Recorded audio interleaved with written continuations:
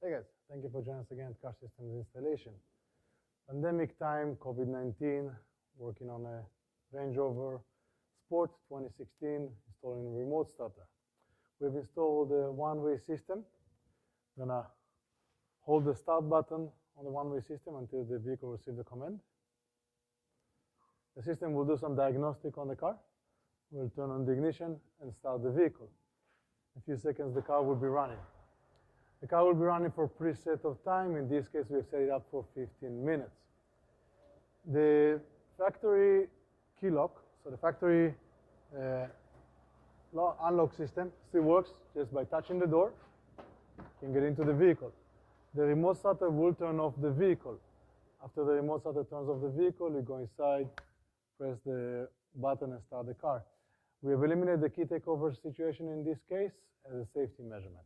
Customers requested that, so that's eliminated. Remote starters for Rovers and other vehicles are available at Car Systems Installation. Subscribe to our channel, and we'll see you next time. Have a great day.